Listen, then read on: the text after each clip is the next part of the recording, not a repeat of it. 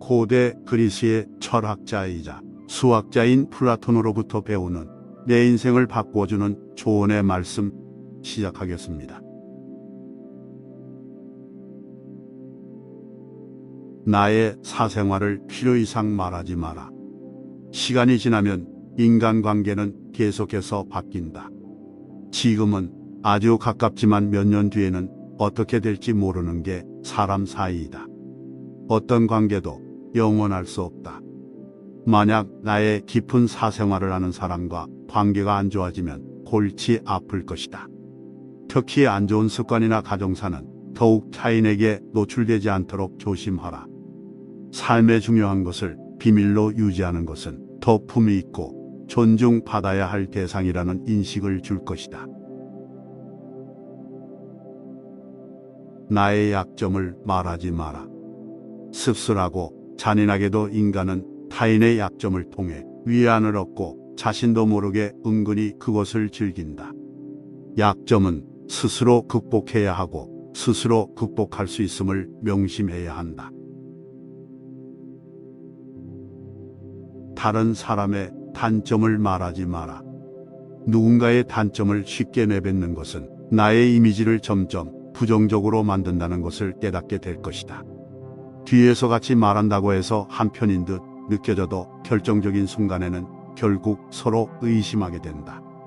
사회적으로 신뢰가 필요한 좋은 기회들을 놓치게 될 것이다. 자신의 입에서 나간 말은 결국 자신에게로 돌아오게 된다. 부정적인 이야기는 되도록 하지 않는 것이 사회생활에 큰 도움이 된다.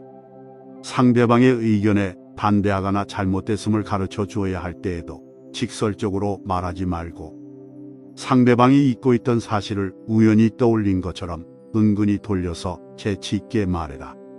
가까운 친구나 가족에게도 충고하면서 이게 다 너를 위해서 하는 말이야 라고 하는 것은 실상은 너는 틀렸고 나는 맞다 라는 뜻이다. 나름 우리는 모두 다 개인의 사정이 있기 마련이다. 공감해주고 들어주는 걸로 충분하다. 부정적인 말, 뒷담화, 불필요한 조언을 넘어 충고도 함부로 하지 마라.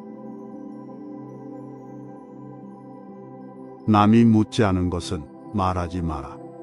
어리석은 자들은 남이 묻지 않은 것에 대해 말을 많이 하는 것이다.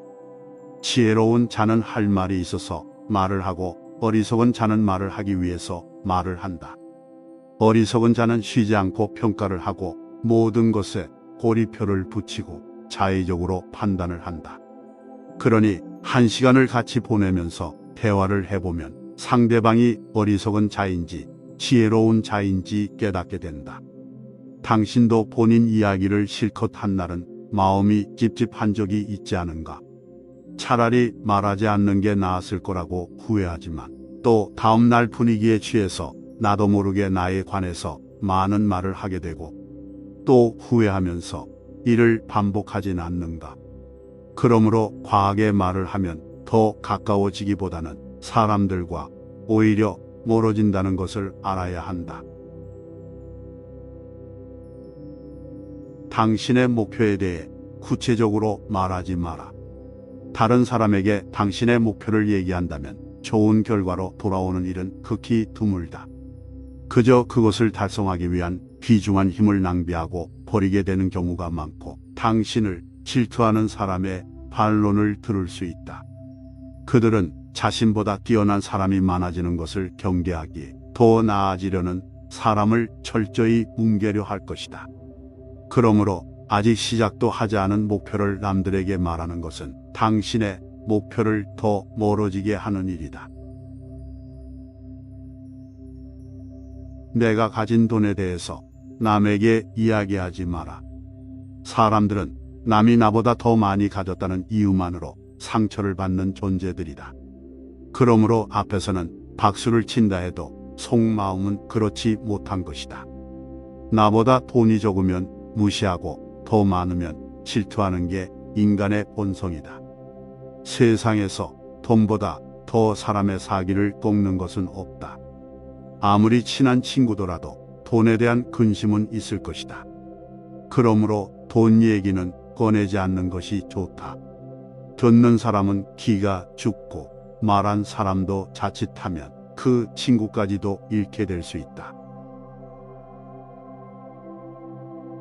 남들에게 함부로 자랑하지 마라. 남들이 나를 칭찬하기 전에 내가 먼저 자랑을 하는 것은 내가 한 일의 가치를 떨어뜨리고 그 허영심으로 점점 나 자신이 볼품없게 된다. 자랑질만 하는 사람 곁에는 당장은 필요해서 있게 되지만 원래 떠날 사람들을 포함해서 좋은 사람들도 당신 곁을 떠나게 된다. 그러므로 상대방이 내게서 시기와 질투를 느끼지 않게 하는 것이 최고의 처세술인 것이다. 자신의 선행도 말을 할수록 오만해 보이기 쉽다. 진실된 마음이 가려지고 내가 이 정도 되는 사람이라는 것을 보여주기 위한 과시형으로 남게 된다. 그러므로 남이 나를 칭찬하기 전에 내가 먼저 떠벌리면 자신이 한 일의 가치를 스스로 떨어뜨리게 되는 것이다. 플라톤은 고대 그리스 철학자로 소크라테스와 아리스토텔레스와 함께 고대 철학자 중 하나로 평가받습니다. 플라톤은 약 427년경 아티카 지방 아이온에 태어났으며 부유한 가정에서 태어났습니다. 어릴 때는 문학과 음악 등을 배웠으며 그 후 소크라테스의 제자가 되어 철학을 배웠습니다. 그는 다수의 철학적 작품을 남긴 점에서도 유명합니다. 대표적인 작품으로는 국가, 정치, 파이드로스, 프로타고라스, 크리톤, 필레보스, 파르메니데스 등이 있습니다. 이 작품들은 대부분 대화체로 구성되어 있으며 그의 철학적 사상이 담겨 있습니다.